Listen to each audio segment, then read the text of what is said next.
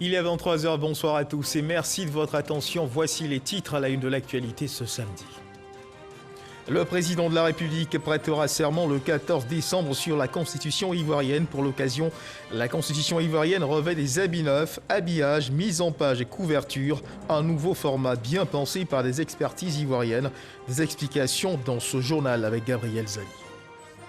Du côté du Sénat, le budget 2021 de 13 ministères adopté pour la troisième journée. Ils sont au total 13 ministres et secrétaires d'État qui ont exposé. Tous ont eu à l'unanimité le quitus de la commission. Tous étaient à Yamoussoukro pour satisfaire l'exercice. Et puis il avance tout doucement et la silhouette de sa trajectoire est perceptible. À la date du 10 décembre 2020, le prolongement de l'autoroute du Nord de Yamoussoukro à Thiébissou est réalisé à 70%.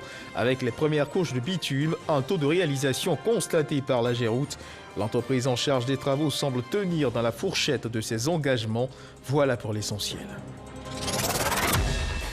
Oui, bonsoir à tous et parlons justement d'engagement. Le lundi 14 décembre prochain, Alassane Ouattara, le président élu à l'issue du scrutin du 31 octobre 2020, prêtera serment devant le Conseil constitutionnel. Il prendra ainsi l'engagement devant la nation, devant le Conseil constitutionnel, de servir le peuple qu'il a élu dans le strict respect de ses nouvelles attributions. La prestation de serment, le sens d'une cérémonie solennelle. La prestation de serment devant le Conseil constitutionnel. C'était il y a 5 ans. Nous étions en 2015 et Alassane Ouattara prenait l'engagement devant le Conseil constitutionnel et la nation ivoirienne de remplir sa fonction de chef de l'État dans l'intérêt supérieur de la nation. Je jure solennellement et sur l'honneur de respecter et de défendre fidèlement la Constitution, de protéger les droits et libertés des citoyens, de remplir consciencieusement les devoirs de ma charge dans l'intérêt supérieur de la nation. Bien plus que des mots, la force de l'engagement manifeste pour tout candidat qui sort victorieux de l'élection présidentielle et qui a désormais la lourde charge de conduire les destinées de la nation, protéger les droits et libertés des citoyens, remplir consciencieusement les devoirs à sa charge, avec une phrase qui boucle la boucle. Que le peuple me retire sa confiance et que je subisse la rigueur des lois si je trahis mon serment. Une forme d'épée de Damoclès qui pèse sur ce serment, comme pour rappeler aux nouveaux pensionnaires du palais présidentiel que les responsabilités liées à l'exercice de sa fonction ne seront pas sans conséquences s'il venait à faillir. La prestation de serment, définie comme une promesse avant l'accomplissement d'un acte, marque l'engagement de celui qui s'y prête à se dépouiller de ses propres intérêts pour se mettre au service de ceux qui ont porté en lui leur confiance. L'incontournable exercice, régi par la disposition de l'article 39 de la Constitution ivoirienne, est l'un des saints sacrements de la République qui consacre la légitimité du nouveau chef de l'État. Une prestation de serment, mesdames et messieurs, qui se fera cette fois sur la Constitution ivoirienne.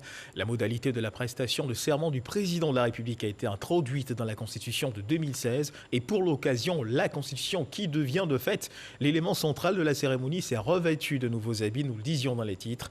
L'habillage, la mise en page, la couverture, un nouveau format bien pensé par des expertises ivoiriennes.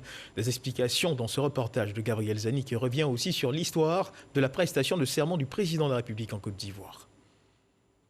Il convient désormais d'appeler cet ouvrage la Constitution présidentielle, car sur lui sera posée la main gauche du président élu pendant que sa main droite sera levée lorsqu'il lira le serment le lundi 14 décembre. Ces nouveaux habits, la Constitution du 8 novembre 2016 les doit au Conseil constitutionnel. Voici les constitutions avec lesquelles nous travaillons habituellement. Compte tenu de l'importance de la cérémonie et du prestige même de la fonction présidentielle, il est apparu nécessaire aux yeux du Conseil constitutionnel de faire éditer une constitution à la hauteur de l'événement et qui servirait à la prestation de serment des présidents de la République. À tout seigneur, tout honneur donc, La prestation de serment du président de la République doit conserver son prestige et la forme de la loi fondamentale doit aller avec. Ceci est une première dans l'histoire de la prestation de serment du président de la République en Côte d'Ivoire. La prestation de serment du président de la République est intervenue en Côte d'Ivoire à partir de la constitution de la Deuxième République, c'est-à-dire la constitution du 1er août 2000. C'est cette constitution qui a indiqué qu'avant d'entrer en fonction, le président de la République élu doit prêter serment devant le Conseil constitutionnel.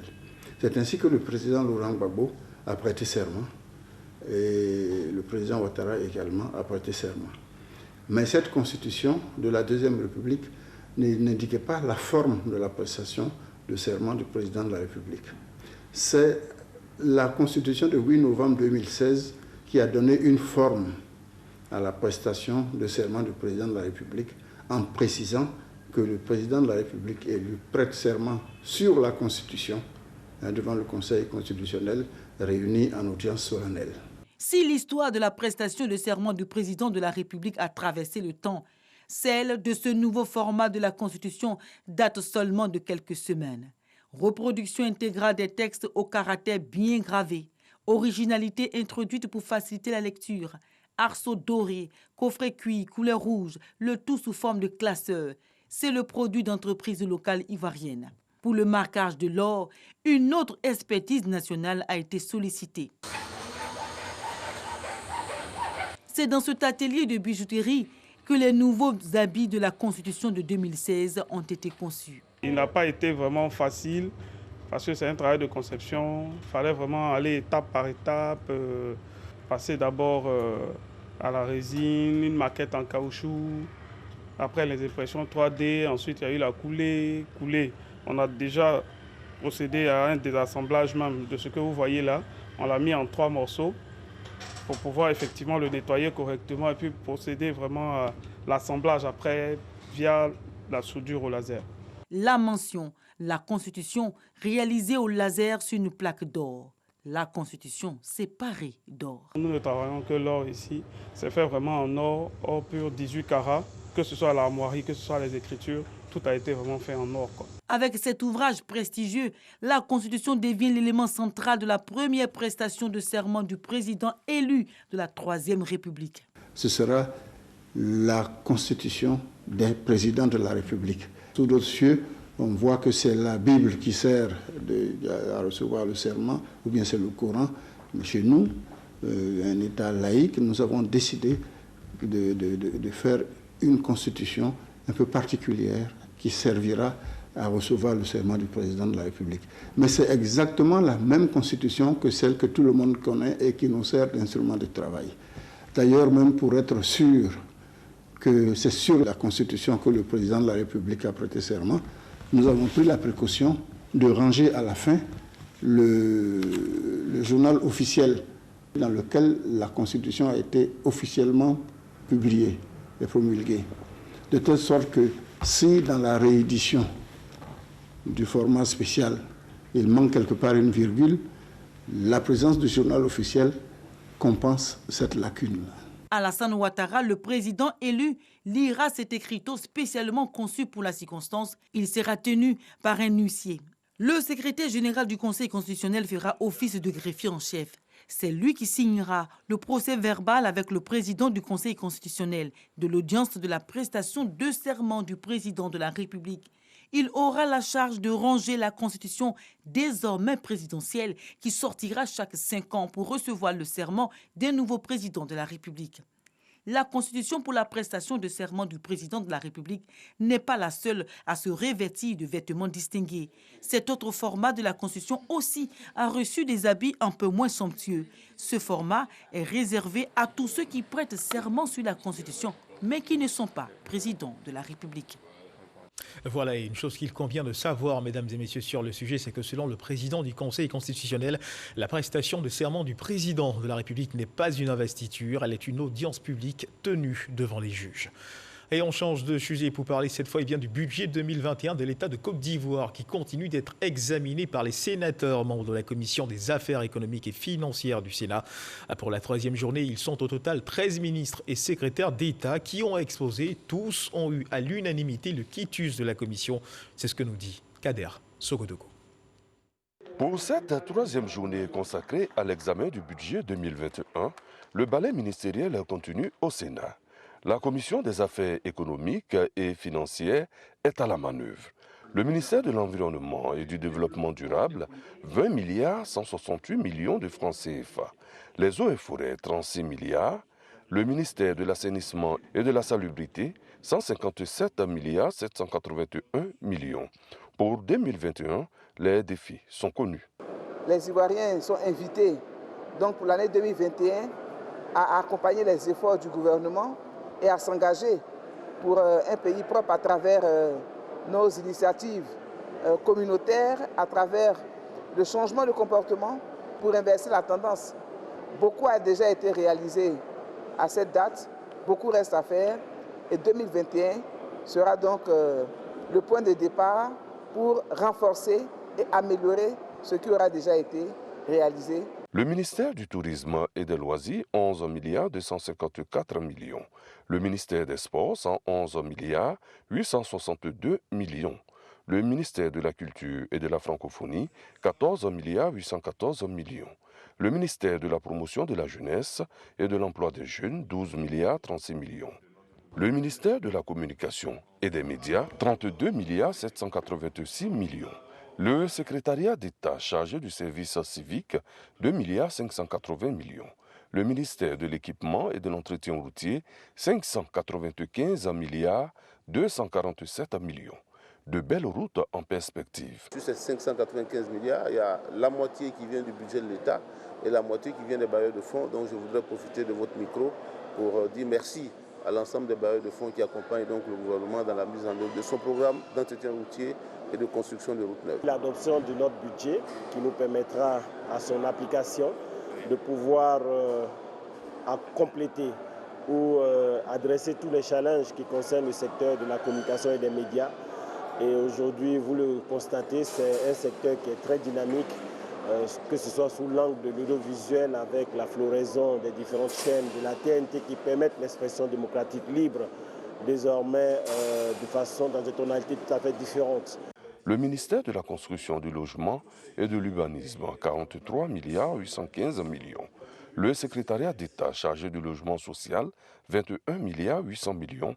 Et enfin, le ministère du Pétrole, de l'Énergie et des Énergies renouvelables, 268 milliards 748 millions. Sur la période 2019-2020, ce sont déjà, à fin octobre 2020, 416 000 familles qui ont bénéficié du PEPT. Dans le cadre de ce budget 2021, nous allons poursuivre dans cette lancée et faire en sorte qu'au moins 200 000 familles par an additionnelles aient encore accès au PEPT. Veiller à ce que les populations ivoiriennes puissent avoir accès à une énergie en quantité suffisante, de qualité et à moindre coût. Depuis 2018 à aujourd'hui, nous avons déjà 5 centres de services civiques qui sont ouverts et nous projetons ouvrir encore 5 autres centres de services civiques pour prendre en compte les jeunes qui sont en situation de vulnérabilité et qui aujourd'hui vont bénéficier de cette seconde chance pour pouvoir intégrer la vie sociale. Ces budgets prennent en compte les salaires, les investissements, les biens et services. À présent, le troisième titre de ce journal. Il avance tout doucement et la silhouette de sa trajectoire est perceptible. À la date du 10 décembre 2020, le prolongement de l'autoroute du Nord de Yamoussoukro à Tiébissou est réalisé à 70% avec les premières couches de bitume. Un taux de réalisation constaté par l'AGEROUTE hier vendredi 11 décembre 2020. C'était lors d'une visite de chantier pour surtout apprécier l'état d'avancement et la qualité des équipements routiers construits dans la capitale politique. Cette visite de chantier et de la voirie réhabilitée de Yamoussoukro fait suite au dernier conseil d'administration de l'Agence de gestion des routes. Témoin de ce constat, Léon Brou. Prolongement de l'autoroute du Nord de Yamoussoukro à Tiébissou.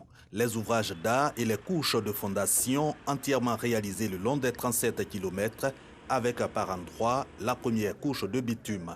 Plus de 70%, le taux global de réalisation des travaux, s'en félicite l'AGEROUTE, venu s'assurer de la qualité des dits travaux et de l'aptitude de l'entreprise à tenir les nouveaux délais de livraison de l'équipement. 70% de réalisation, je pense que c'est un bon score déjà. La société, bravo, mais nous l'encourageons quand même à continuer parce que nous avons besoin de cette route. C'est vrai que nous avons eu quelques difficultés avec l'entreprise qui n'était pas outillée pour aller à la cadence souhaitée.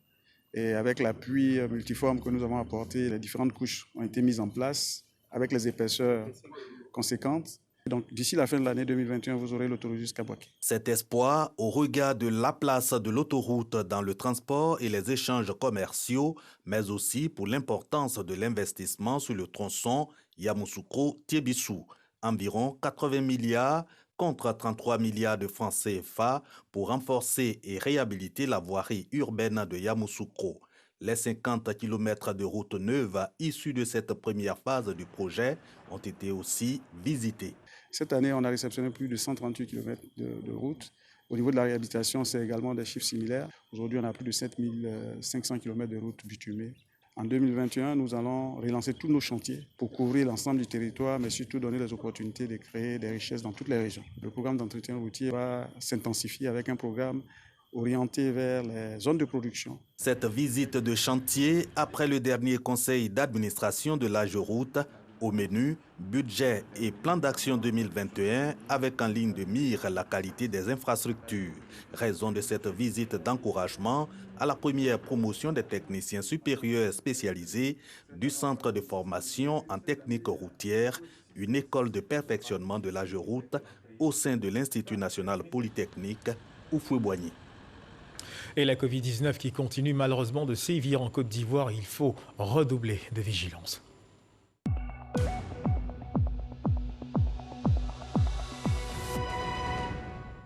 Et justement, sur le point de l'évolution de la Covid-19 en Côte d'Ivoire, ce samedi 12 décembre, la Côte d'Ivoire a enregistré 21 nouveaux cas de Covid-19, 27 guéris et 0 décès.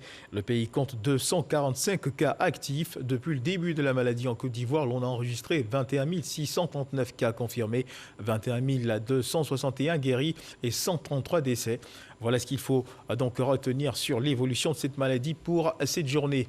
On parle toujours de santé. Sachez que la célébration officielle de la Journée nationale des aides-soignantes a eu lieu ce samedi au plateau. Une occasion pour le représentant du ministre de la Santé et de l'Hygiène publique de saluer le travail accompli par les aides-soignants et auxiliaires, surtout en cette période de crise sanitaire marquée par la Covid-19. Nous y reviendrons dans nos prochaines éditions.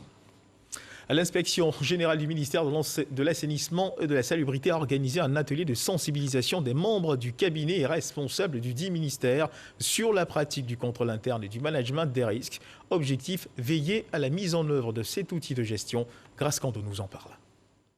L'implémentation du contrôle interne et du management des risques dans les services du ministère de l'Assainissement et de la Salubrité. Un sujet au cœur d'une rencontre pour la mise en place et l'animation effective et réussie du contrôle interne, des recommandations sont faites. L'adoption des fiches de description de poste, la contractualisation intégrale et l'adoption d'un code d'éthique spécifique au ministère et sa mise en œuvre, et autant d'éléments qui vont permettre de favoriser l'atteinte des objectifs du ministère. Déjà, le ministère avait pris plusieurs dispositions pour mettre en place de bonnes pratiques qui vont faciliter justement l'exercice de ce contrôle. Nous savons que nous sommes en environnement fonction publique et que ce n'est pas toujours facile, mais maintenant le moment est de pouvoir s'engager ensemble à parfaire nos réactions, nos habitudes, nos pratiques et pouvoir rentrer de plein pied dans la modernité. L'initiative fait suite aux réformes engagées par l'État depuis 2014 dans le cadre du schéma directeur des finances publiques qui se décline en 7 axes, dont l'audit et le contrôle interne. Le contrôle interne dans l'administration publique présente 4 enjeux prioritaires que sont renforcer les dispositifs de contrôle interne et responsabiliser les gestionnaires, assurer la régularité, l'économie, l'efficacité et l'efficience des opérations des services publics, garantir la production et la publication d'une information publique de qualité à toutes les parties prenantes Et enfin, professionnaliser, normaliser et harmoniser les pratiques de contrôle et d'audit internes et externes. L'inspection générale d'État a été instruite d'entreprendre la formation de tous les corps de contrôle dans l'administration publique.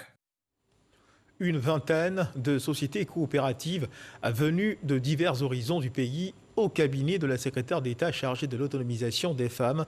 Ces représentantes de coopératives ont témoigné à Miss Belmondo Dogo l'impact significatif de la politique gouvernementale sur l'épanouissement des membres de leurs différentes structures.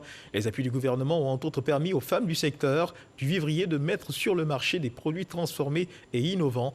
La secrétaire d'État a quant à elle rassuré les coopératives du soutien sans cesse grandissant du gouvernement. Walter Amadou Ouattara. Ces représentantes de sociétés coopératives échangent dans une ambiance bon enfant avec la secrétaire d'État chargée de l'autonomisation des femmes. Elles sont venues de différentes régions du pays afin de faire un point de leur activité. Pour ces femmes, grâce aux appuis du gouvernement, les avancées sont notables, même si des défis restent encore à relever. L'État, à travers le secrétariat d'État, nous a permis d'avoir le fonds Covid-19. C'est pour ça que nous sommes venus dire merci. Ce n'est pas une affaire de politique. On parle de notre travail. Il faut que les femmes soient accompagnées pour la mécanisation parce qu'elles sont fatiguées dans les champs, toujours en train de manier les dabas et les machettes. Il faut qu'en 2021, l'État pense à nous aider avec des machines performantes. Pour vendre dans ce phase, il y a beaucoup de normes. Il faut que l'État nous accompagne à analyser nos produits. C'est cher. Il faut que nos produits soient certifiés. Même si l'État peut faire chaque année au moins 2 produits certifiés, ça va nous aider. Agréablement touchée par la transformation de certains produits agricoles, la secrétaire d'État chargée de l'autonomisation des femmes annonce la construction progressive des maisons de la femme dans chaque région de la Côte d'Ivoire. La pâte d'arachide qu'elle transforme très bien. Vous avez l'huile de palme, vous avez l'huile de piment. Donc les femmes ivoiriennes ont un génie en elles.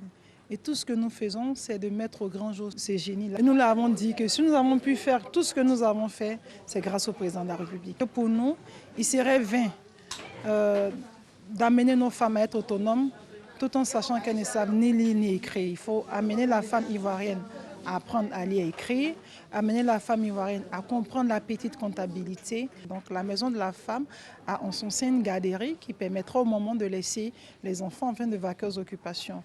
Ensuite, pour les zones où le taux de violence basé sur les gens est élevé, nous aurons un espace où la femme battue pourrait se réfugier. Miss Belmondo Dogo exhorte également les coopératives de femmes à s'unir au sein d'une plateforme afin d'être plus fortes et efficaces. La rencontre a été marquée par une présentation des spécialités de chaque coopérative et une remise de présents.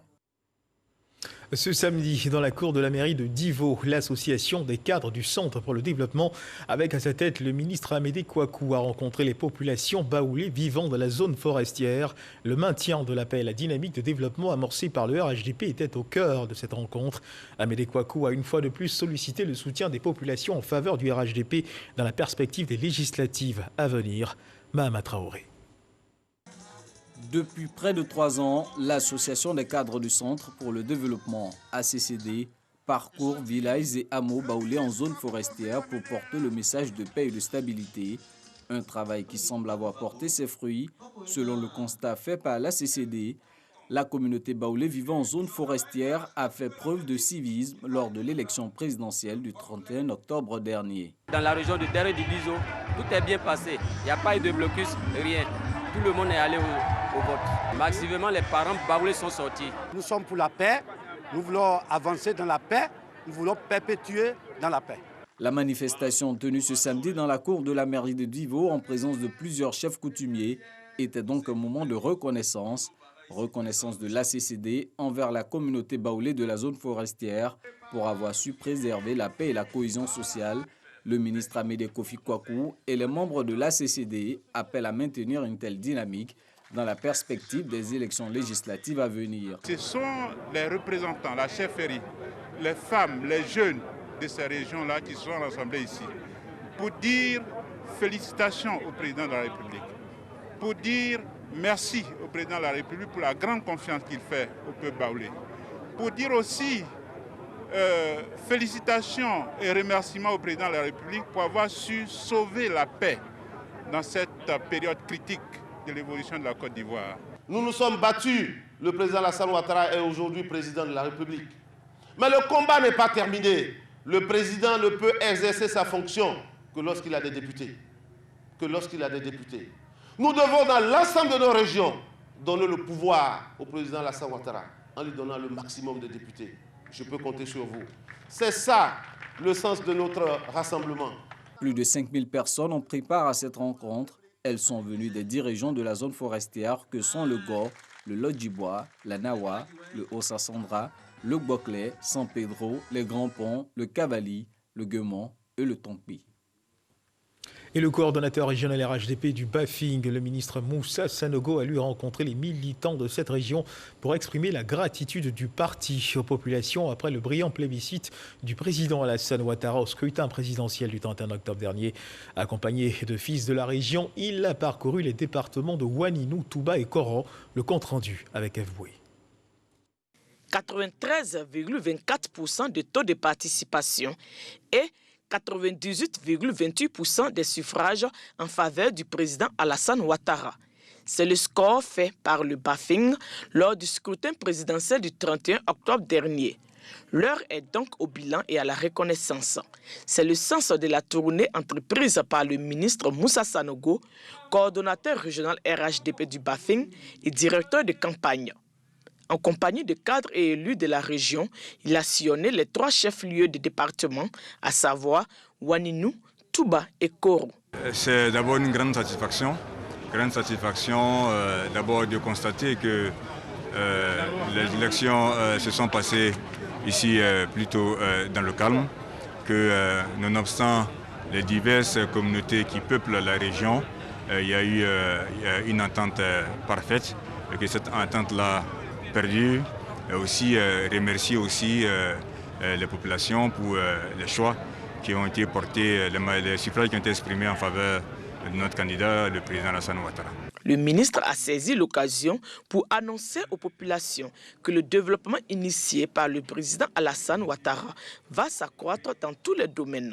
Le Bafing, comme d'ailleurs toute la Côte d'Ivoire, doit s'attendre à une accélération de tout ce que nous avons réalisé au cours de ces dernières années. Et ça, donc ça veut dire davantage le renforcement de la sécurité, davantage de routes, d'écoles, de châteaux d'eau. Ça veut dire aussi que nous travaillons au développement équilibré du territoire, à avoir une administration performante. C'est vraiment tout ça qui va constituer le travail du gouvernement pour les années à venir. Les habitants du Bafing promettent maintenir le climat de paix qui a toujours prévalu dans leur localité afin de bénéficier davantage des fruits de la croissance économique. Et les responsables du RHDP de Guibérois se sont mobilisés pour célébrer la victoire du chef de l'État Alassane Ouattara.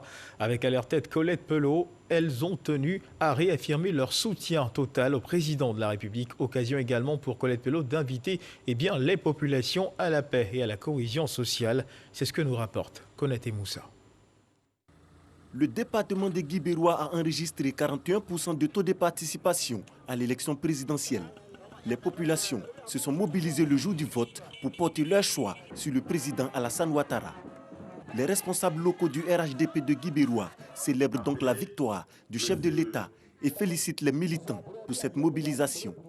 Au cours de ce mandat passé, Addo a démontré qu'il était véritablement un grand bâtisseur. Il a travaillé, il a beaucoup travaillé. Il a envoyé le développement dans beaucoup de régions.